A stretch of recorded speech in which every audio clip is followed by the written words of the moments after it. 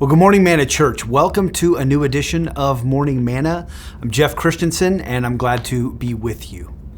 So, what does it mean for Jesus to be the center of it all? So, as I was considering this upcoming Morning Manna, I happened to hear that worship song, Jesus at the Center, and you may very well be familiar with it as well.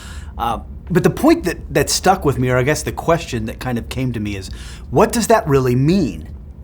If Jesus is at the center of all, or of it all for me, what would my thoughts be like? My heart, my actions, what would they be like? I think that we'll all agree that when Jesus is at the center of our lives, it means that change has occurred. And that change continues to occur. It's ontological. We become new people. So what would our new realities be?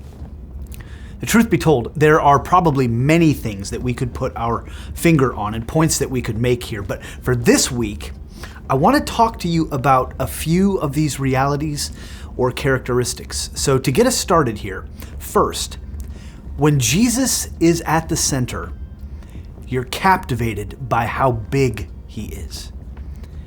Jesus is big. Now, we can be overwhelmed by life and easily caught up in making our own circumstances front and center in our lives.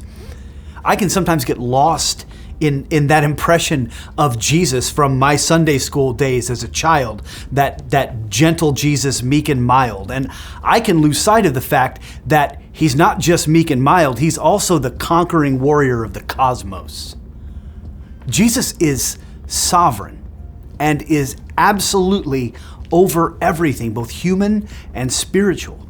The same Jesus who said in the Sermon on the Mount, "Do not resist the one who is evil and love your enemies and pray for those who persecute you," is the same Jesus who comes in Revelation 19 with diamonds on his head and flames in his eyes and a sword in his mouth, leading the armies of heaven and mowing down all the opposition to his kingdom.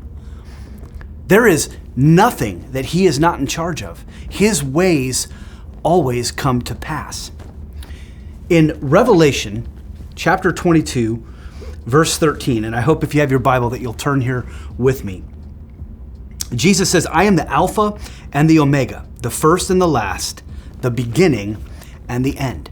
He is all-powerful, all-knowing, everywhere present, without any limitation whatsoever. Jesus is big. And the life that has Jesus at the center celebrates this. I'm looking forward to this week together talking about Jesus at the center. So we'll see you back here tomorrow, Manna Church.